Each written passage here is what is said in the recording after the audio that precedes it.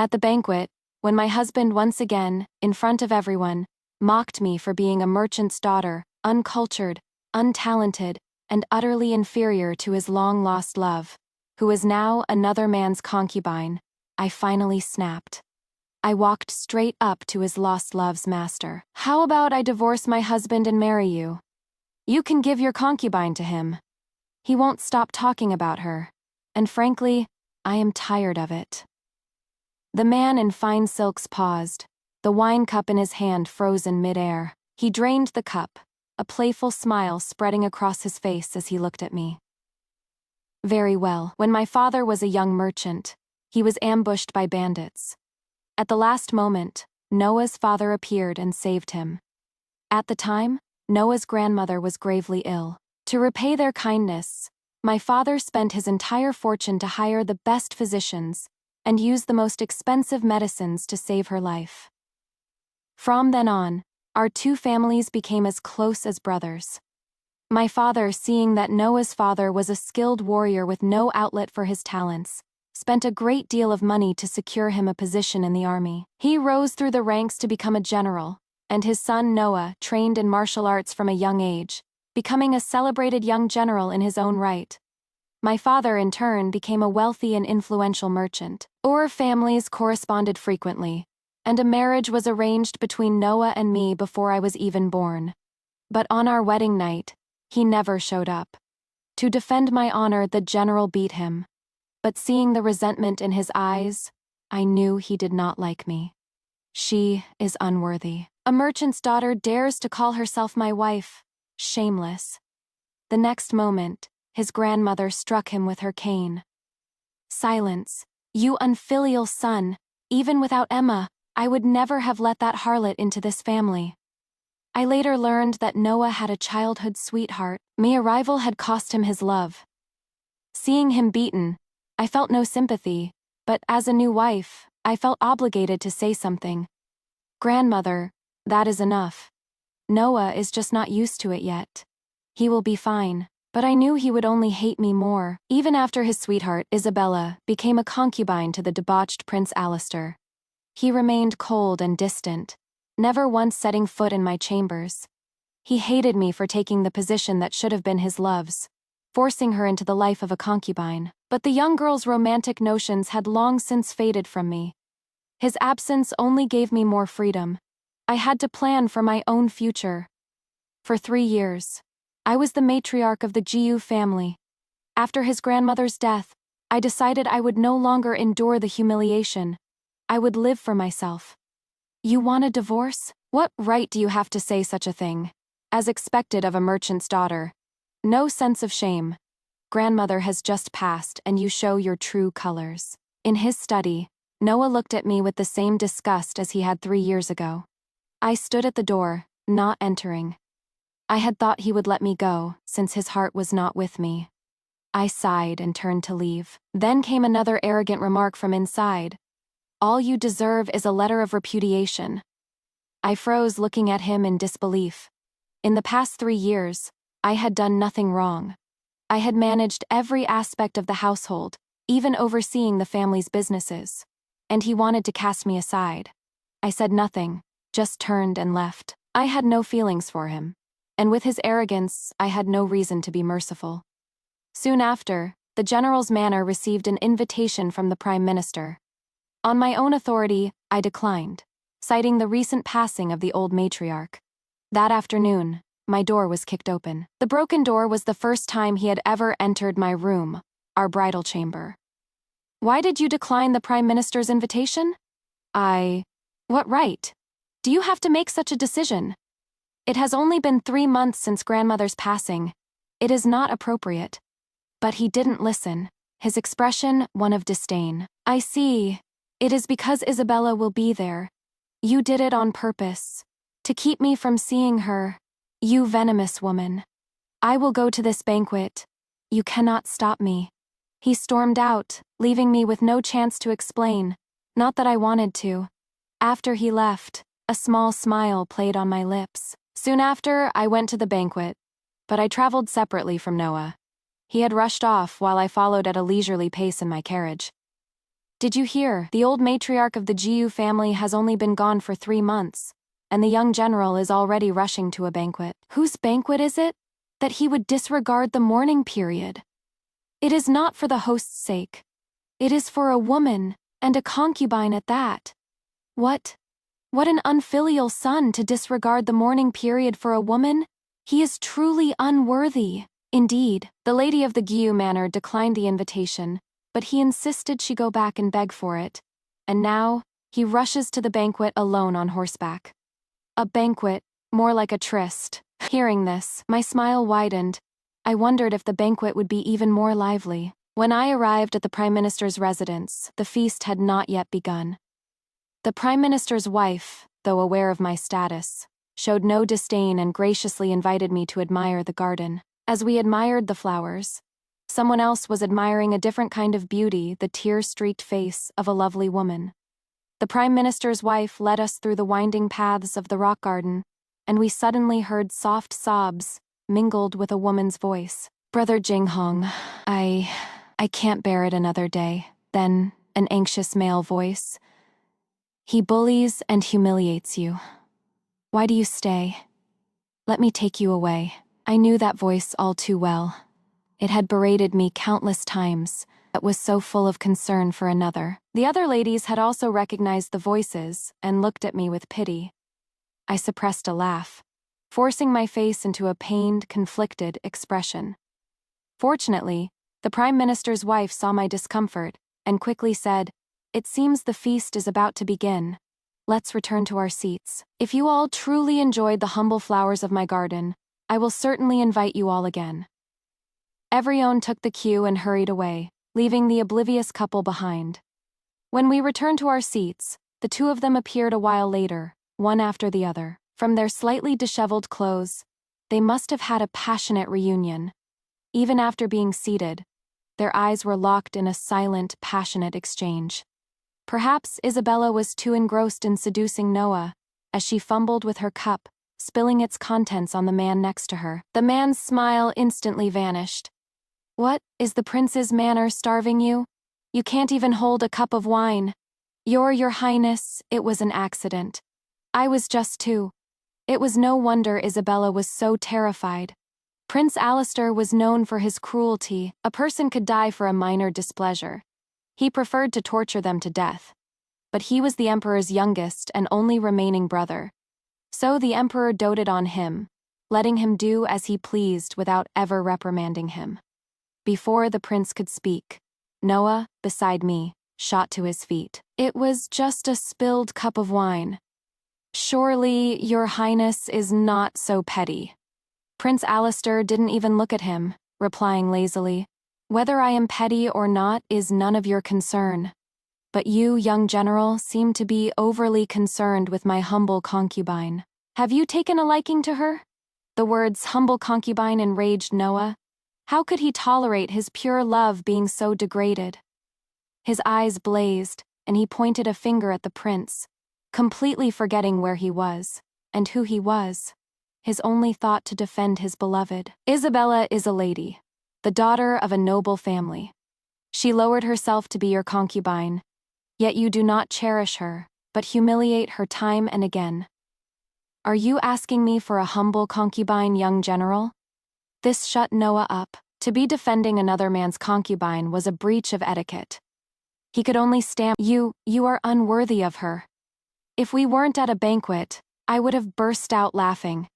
He was accusing someone else of being unworthy, as if he himself were a model husband. As I suppressed my laughter, Prince Alistair flicked the wine from his clothes, looked at Noah with a mocking smile, and said, "Of course I am unworthy. She is just a concubine, a lowly servant. If the young general fancies her, perhaps a few flattering words to me, and I might consider gifting her to you." His smile widened. Isabella's face fell, and she looked on the verge of tears. This clearly pushed Noah over the edge. He was about to lunge at the prince, and I seized the opportunity to pretend to calm him down. I had just placed my hand on his arm when he flung me away. I crashed onto the table, knocking over several dishes. A murmur went through the crowd. "They say the lady of the Gu Manor is not favored," I didn't realize it was this bad. This is no marriage. They're more like enemies. From the looks of it, this isn't the first time. Her life in the Goom Manor must be difficult. I rubbed my sore back and forced a smile, walking over to Prince Alistair with an apologetic look. This instantly garnered me the sympathy of everyone present.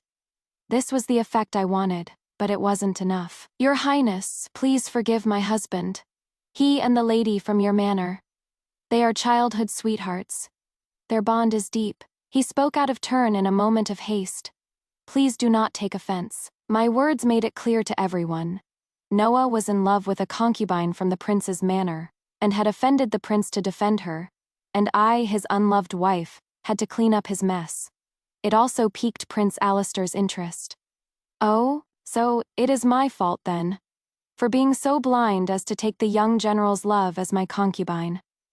He seemed to be mocking Noah, but I knew his eyes were on me, watching my expression. Before Noah could explode, I smiled at the prince. Since she is a concubine, I wonder if your highness would be willing to part with her and give her to my husband.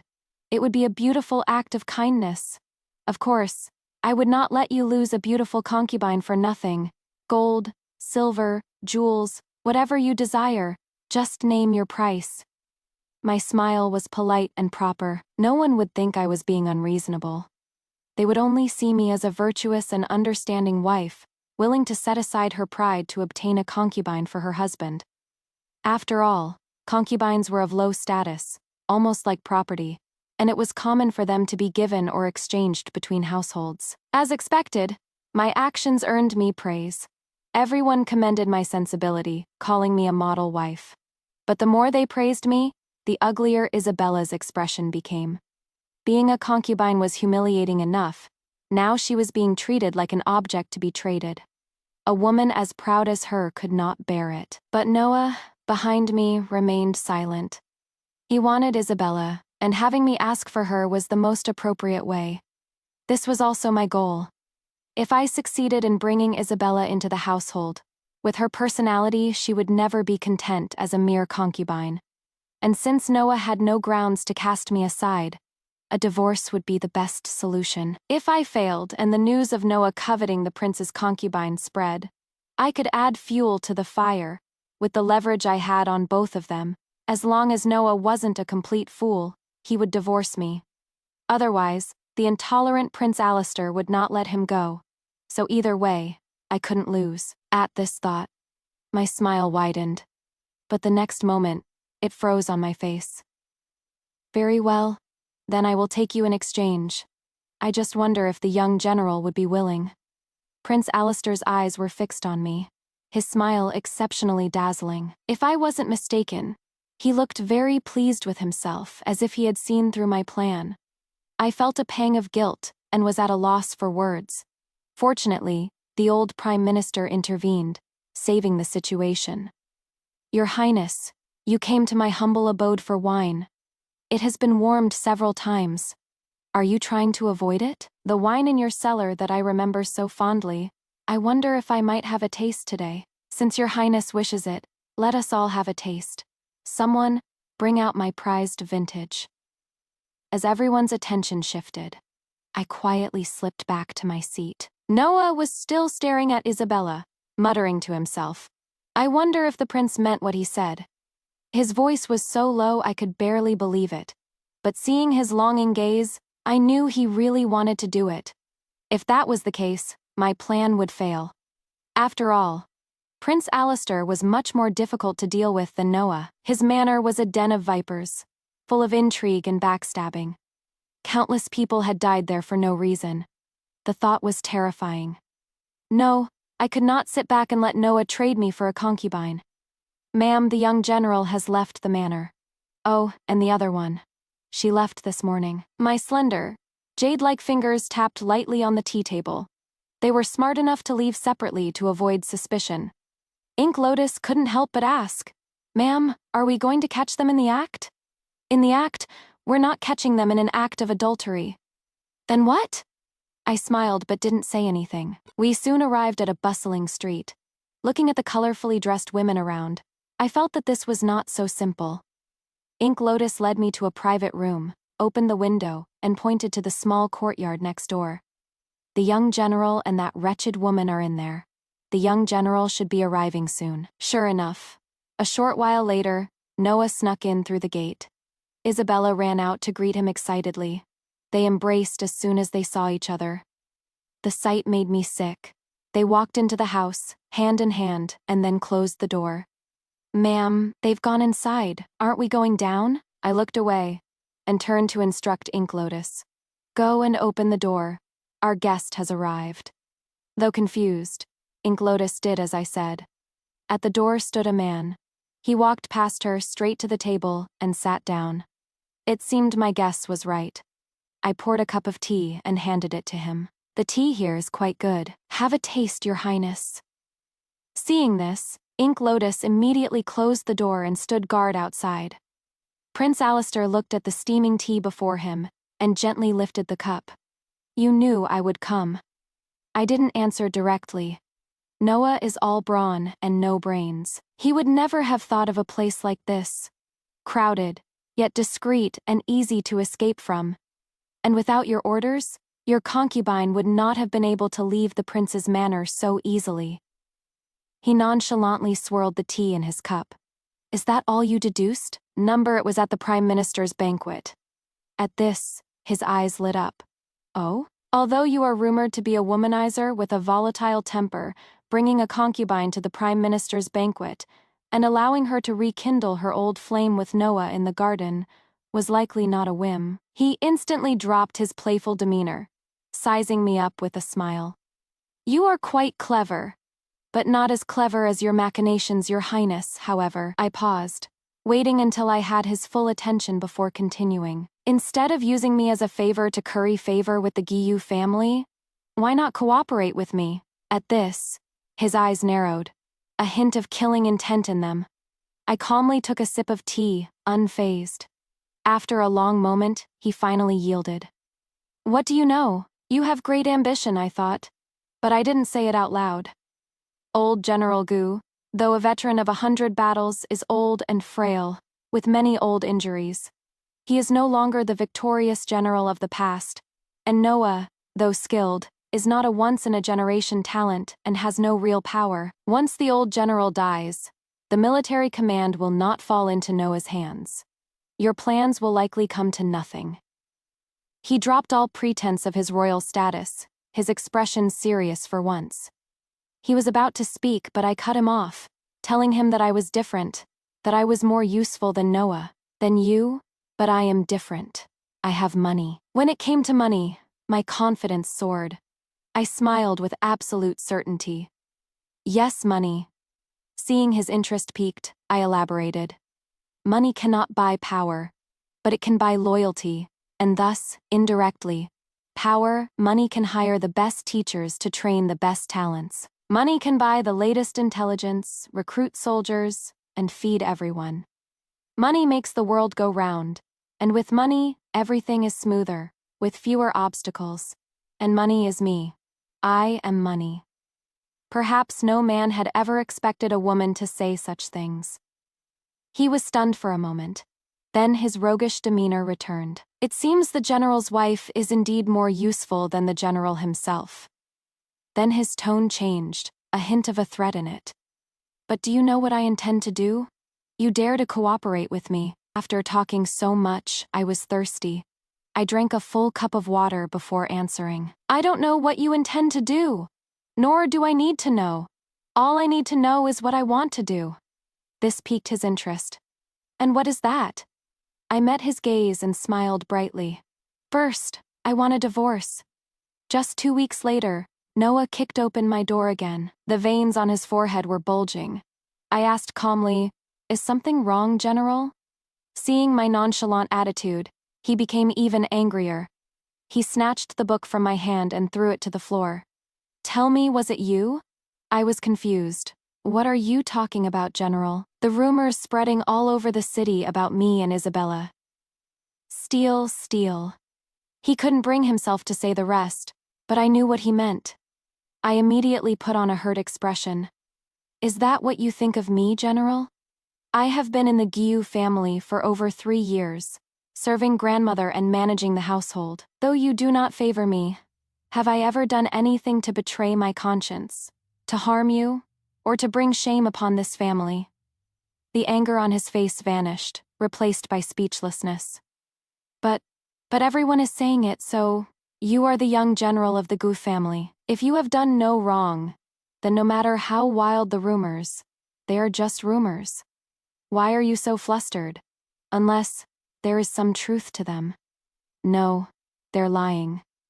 It is just that Isabella has been punished by Prince Alistair, and I can't bear to see her suffer. I narrowed my eyes. So, he was here to condemn me for his little lover. Since Prince Alistair had already made his move, I couldn't be left behind. I put on a concerned look. Is that so?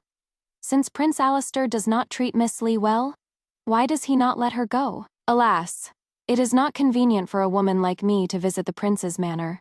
Why don't you, General, take a letter from me to the prince and explain the situation, to appease his anger? You would really vouch for Isabella? He was surprised, but I just smiled and nodded. I'll write the letter now. You should go to the prince's manor as soon as possible to spare Miss Lee any more suffering. I immediately wrote the letter and gave it to him. Holding the letter, he looked at me with gratitude. I have misunderstood you. On behalf of Isabella, I thank you. He left. Watching his retreating back, my smile widened. He went to the prince's manor that day and returned that afternoon with Isabella in his arms. Though there was only one more person in the household, our lives were turned upside down. The rumors outside grew wilder, and no one could explain them away. And at home, Isabella was causing a scene. She wanted to be the legal wife. She had been sent to the prince's manor as a concubine, where she had received little favor, and was often tormented by the prince, even being gifted to others.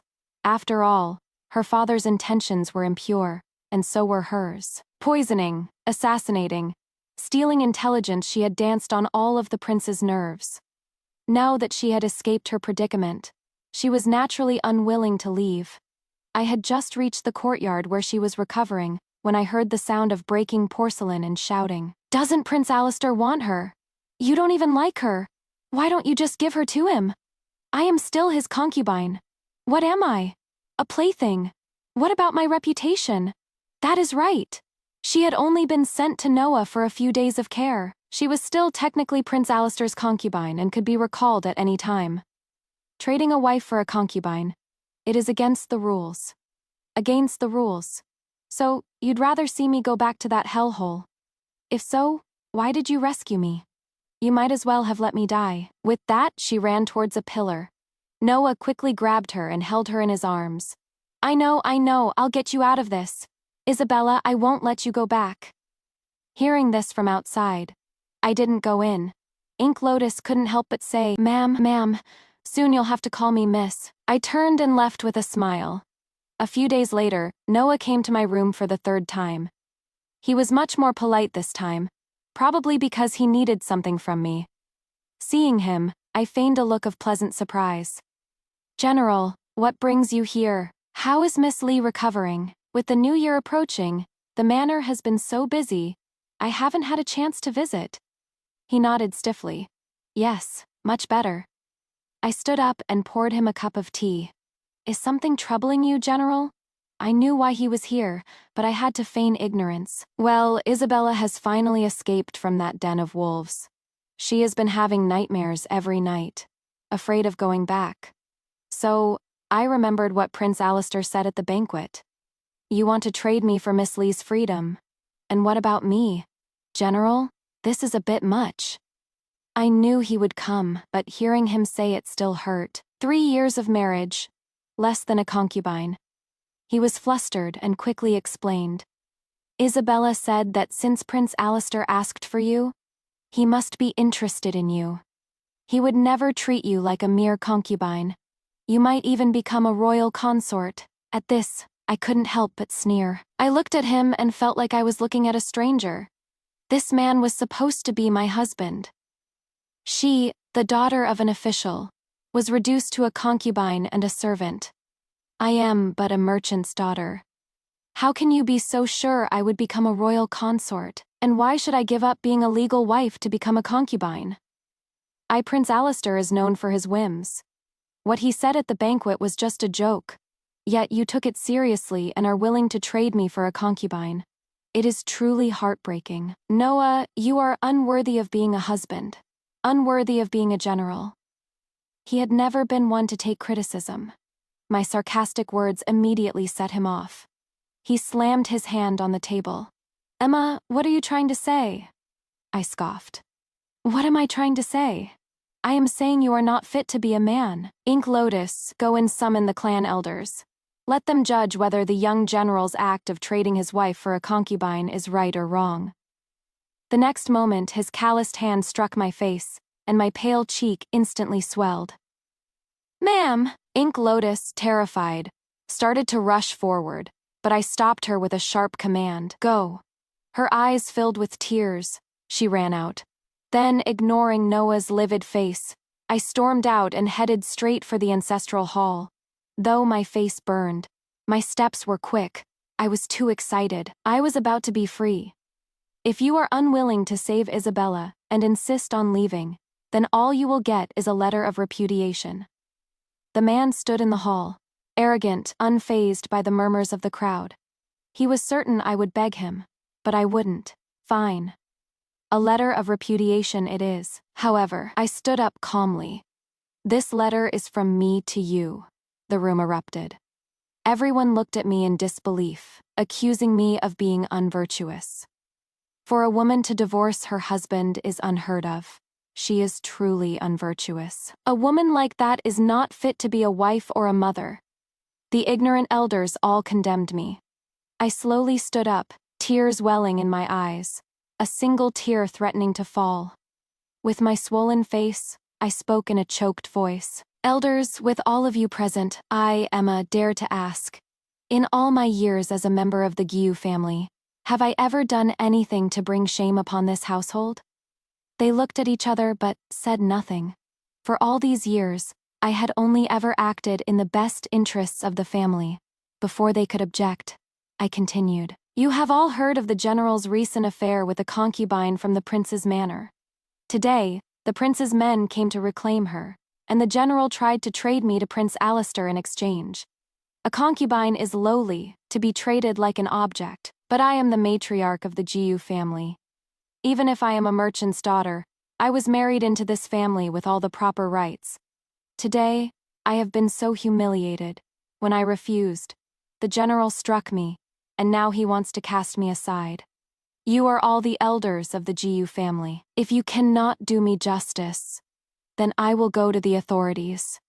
I will see if his actions are in accordance with the law. The tide of opinion instantly turned against Noah. He might not care about his reputation, but the elders did.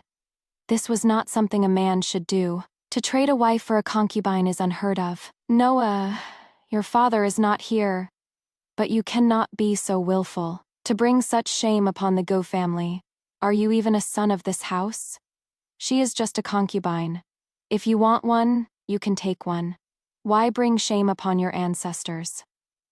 Noah, who had always been coddled and praised, was now being condemned by everyone. The look on his face was priceless. He glared at me. You shrew, you are lying. Since you are unwilling to save Isabella, then I will cast you aside. I almost died laughing. Cast me aside. On what grounds? Young general of the 7 reasons for divorce. Which one have I committed? That is right, he had no reason to divorce me. He stammered for a moment, then finally came up with something. He said smugly, You have not produced an heir for the Gu family. If that was the case, then I had no reason to be merciful. A wife can only be divorced for being childless after 7 years. Not to mention, I have only been in this family for 3. And as for why I cannot conceive, are you not the one who knows best? Young general, your inability to perform has nothing to do with me. The room gasped. That is right. In all these years, he had never once entered my room, and I had no desire to cater to him. So the lack of an heir was not my fault. but I had put it delicately. Those who didn't know might think he was impotent. The old elders blushed and cleared their throats, unable to speak. Noah didn't know how to defend himself, stammering without saying a word. So divorce by repudiation is not an option, but divorce by the wife is. I looked at him with a mocking smile. His face flushed red, and he pointed at me, shouting, "You wish. Divorce by the wife is impossible. So you do know what shame is. Then let's compromise. A divorce by mutual consent." I didn't expect that even at this point, he was still thinking of his white moonlight. Divorce? What about Isabella? If you don't agree to a divorce, then let's go to the authorities and see if my 3 years of childlessness and your attempt to trade me for a concubine are grounds for me to divorce you. Never mind the scandal of trading a wife for a concubine. The mere suggestion of his impotence would be a disgrace that would haunt the Gu family for generations. Instantly, the silent elders all started to persuade him. Since you do not like Emma, then a divorce is fine. There is no loss. A divorce is good for both you and the Bai family. Why make things so difficult? In any case, the Bai family are the saviors of the Gu family. Your recent actions have been truly heartbreaking.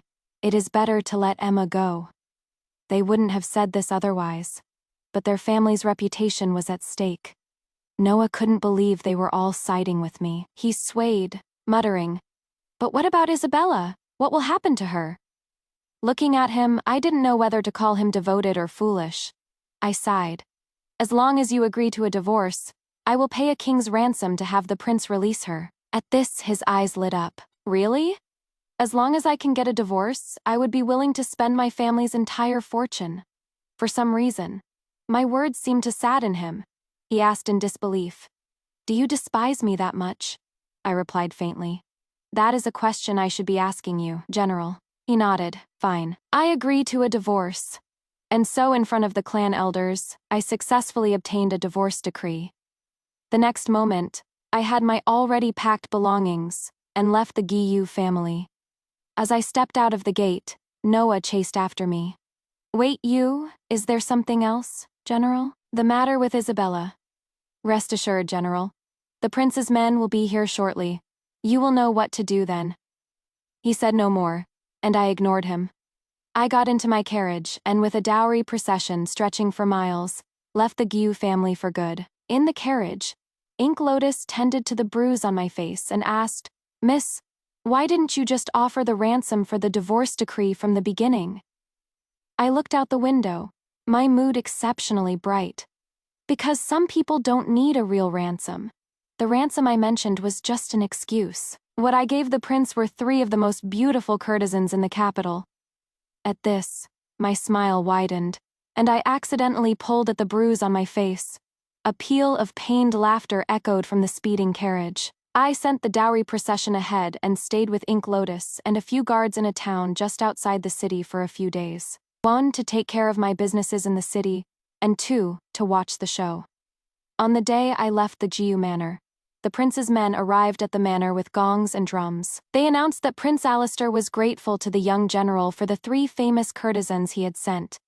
Though he was reluctant to part with Isabella, out of respect for the old general, he would endure the pain and let the lovers be reunited. Not only that, but he also sent several servants, saying they were Isabella's playmates from the prince's manor.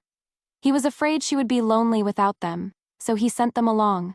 Now everyone knew that Noah had taken Prince Alistair's leftovers. And they also knew that Isabella had a large appetite, one that 3 men in one night could not satisfy. But Noah could only swallow his pride. They were a gift from the prince. He couldn't beat them or scold them. He had to provide for them.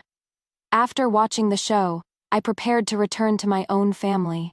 Just as we reached the outskirts of the city, the carriage suddenly stopped. I, who had been resting with my eyes closed, just said, "Ink Lotus, our guest has arrived. Let him in."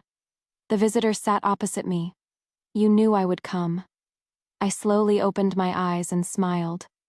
"If you didn't, you would have had to chase me all the way to the Bai family home. To the ends of the earth I would be willing." His playful smile now seemed exceptionally sincere. I sat up straight and gave a faint smile. Your Highness is joking. But he just rested his chin on his hand and continued to gaze at me with a smile.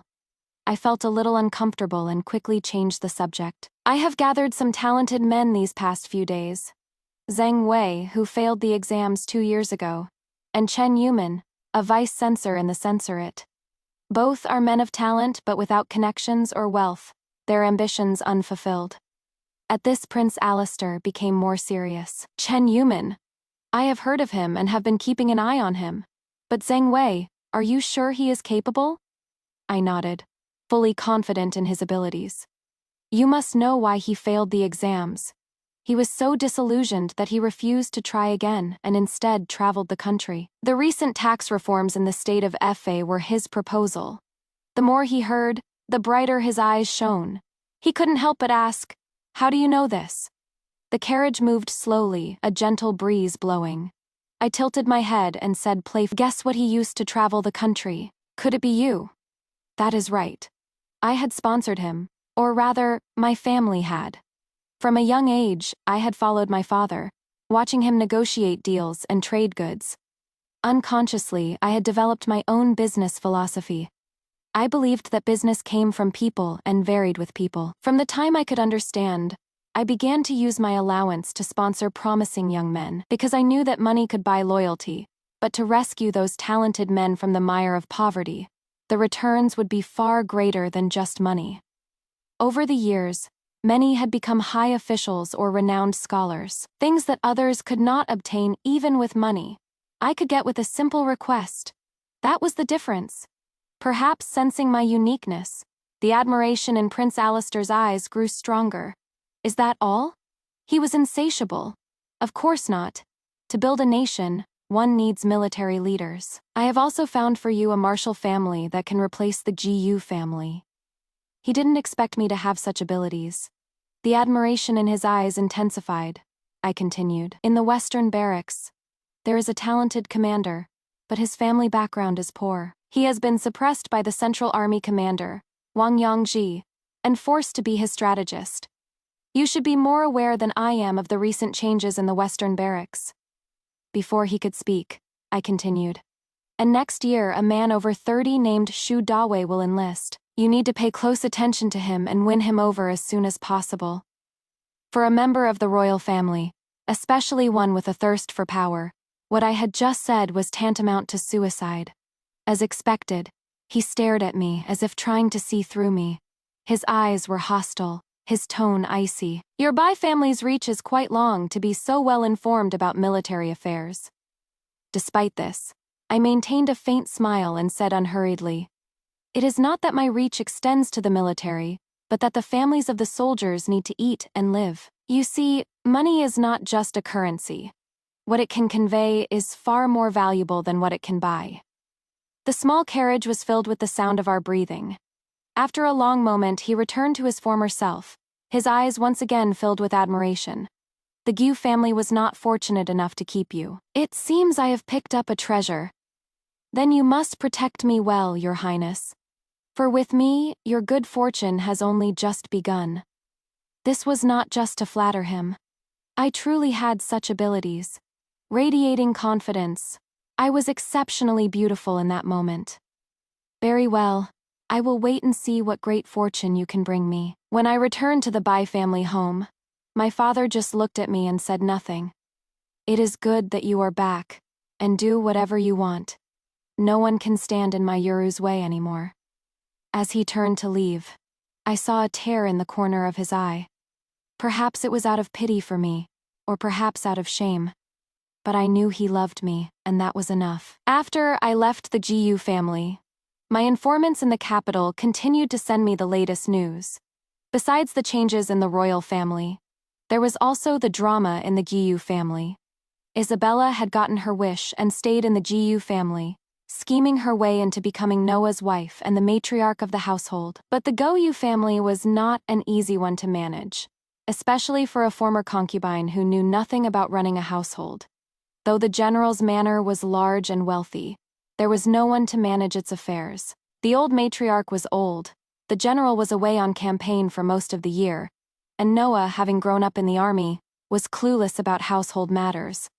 So while the manor looked prosperous from the outside, it was rotting from within. And now that the old matriarch was gone, there was no one to take charge. Sure enough, it wasn't long before the family's shops and estates started to lose money. The two of them knew nothing but to throw money at the problem to keep things running. When they couldn't, they simply sold them off.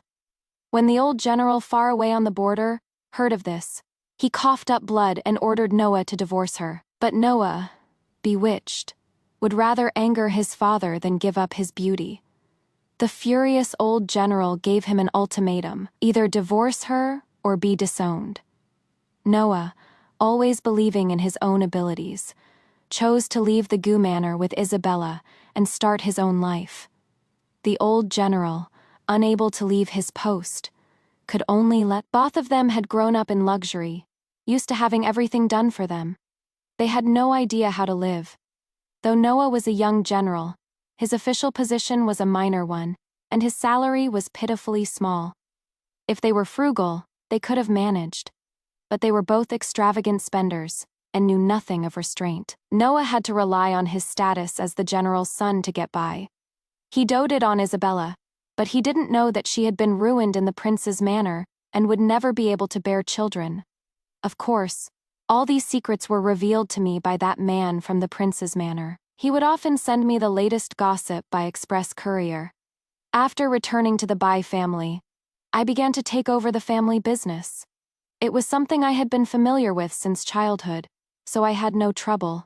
I knew that for the Bai family to endure, it could not be confined to one place. Fortunately, my sponsorship of Zheng Wei's travels had been a form of reconnaissance. It allowed me to quickly penetrate the trade networks of various countries and solidify the Bai family's influence. Though I was busy with my family's affairs, I did not forget to provide Prince Alistair with financial and human resources. 4 years later, when I set foot in my homeland again, I found that things had changed dramatically. Even Ink Lotus couldn't help but exclaim, "My heavens, Miss, how did it become like this? Is this really just a border town?" No matter how inexperienced she seemed, even with all our travels, no country's border town was ever so prosperous. Bustling streets, countless stalls, people coming and going, a cacophony of voices. It could have been a major city. As soon as we entered the city gates, someone came to greet us. He bowed respectfully. "You must be the head of the Bai family." From his attire, I knew he was from the palace. I nodded. "Yes, how may I help you?" "We received a message a few days ago and have been waiting for you at the city gate. The one in the palace has requested your presence." It was true. We had corresponded for years but had never met. It was time. "Then I am in your care." It was half a month later when I arrived at the palace gates. I was confused as to why the sedan chair carriers had not stopped. And this was the main gate. I should have entered through a side gate. "Sirs, is this the right way?" Before I could finish, the head eunuch explained. "Just sit tight. Head of the Bai family. This is the Emperor's decree, a great honor. Since his ascension, you are the first person besides the Emperor himself to have this privilege." This honor was making my butt sore. It was an awkward journey. When I finally reached the main hall, it was empty. I wanted to rub my sore butt, but was afraid someone would suddenly appear. Just as I was hesitating, a familiar voice came. It was more mature now, with less of its former playfulness and more of a steady gravitas. 4 years. It has been a long time. For some reason, hearing his voice instantly calmed me. I met his eyes and smiled happily. Yes, it has been a long time. In these 4 years, with the talents and resources I had provided him, he had quickly consolidated his power. Finally, at the end of the 3rd year, he ascended to the throne. Noah had backed the wrong side and ended up dead, along with Isabella. I did not plead for him. In truth, the Gu family did not have to have their son marry a merchant's daughter, but the general was a man of honor. The old matriarch also knew how to repay a debt, and did not look down on me for my background. My 3 years of forbearance were my way of repaying the Gu family for saving my father. Now that the debt was paid, his life or death was no concern of mine. Fortunately, the old general had disowned him, and was not implicated. And the old general, knowing what his son had done, considered it his just deserts, and did not plead for him, instead volunteering to guard the border. As I was lost in thought, the former Prince Alistair, now the Emperor, strode over and had me sit down. He, in his bright yellow dragon robe, sat opposite me, his eyes fixed on me. After a long moment, he said, "You've changed." I asked, confused. "How so?" "You've become even more beautiful." His tone seemed to have reverted to his former princely self. I couldn't help but laugh. "You haven't changed a bit." Suddenly remembering something serious, my demeanor changed. "Now that you are the son of heaven, what matter does a humble merchant like me have with you?" At this, the emperor was taken aback. He sat up straight and cleared his throat. "Your successful ascension to the throne is due in no small part to you and the Bai family. The position of imperial merchant rightfully belongs to you." "Is that all?" I was confused. This was a matter that could be settled with an imperial edict. Even if he needed to negotiate the required goods and taxes with the imperial merchant, it was not something the emperor himself should be doing. "Is this not a matter of utmost importance? Besides, it has been a long time since we've seen each other." At this, he looked at me with a hint of grievance. I softened my tone. "I will not be traveling abroad anymore. If you wish to see me, you need only send an edict." But he was still not satisfied. "Can't I see you every day?" At this, I was thrown into an awkward situation. I could only laugh it off. "Your Majesty is joking. I am but an imperial merchant. It would not be appropriate for me to enter the palace every day." "Then don't be an imperial merchant. Be the empress." He stared at me, as if trying to read my expression. Though I was shocked, I still pretended to be light-hearted and joked. "Surely your Majesty does not intend to make a divorced woman the mother of the nation. You know I have my ways. Change my identity. Enter the palace with a new name. Let all that I have done be forgotten. You should know that all my efforts these years were not to become an empress, nor for the power of being second only to one." I said it plainly. I knew what he wanted. I knew him too well. "You know what I want is not this. I want everyone to know that I, Emma, am no less than a man. As a woman, I can be the head of a family, manage a household, and as a merchant, I can become the imperial merchant of a nation. I want to show everyone that women are not inferior to men." And he knew me too well. He said nothing, just looked at me. After a while, he smiled. You always—" I don't know if it was my imagination, but I seemed to hear a hint of helpless melancholy in his voice. I smiled with him. After a long time, as I was about to leave the palace, he stood at the entrance of the hall. "Emma, this palace is very cold. Can you come and keep me company from time to time, even if it is just for a little while?" Looking back, the dragon robe was dazzling in the setting sun, but through the glare, I saw the loneliness radiating from him. "It has been 4 years, and my promise to you remains the same. You protect my Bai family, and I will always be by your side." I, Emma, as a woman, held the position of imperial merchant, becoming a legend in my own right. My story inspired countless other women to enter the fields of politics, business, and warfare, creating many legends of their own. I never married, and he never took an empress. If, and I am just saying if I could live this life over again, I would want to ask him at that banquet, "How about I divorce my husband and marry you? You can give your concubine to him. He won't stop talking about her, and frankly, I am tired of it." I wonder if he would have drained his cup of wine and replied, "Very well,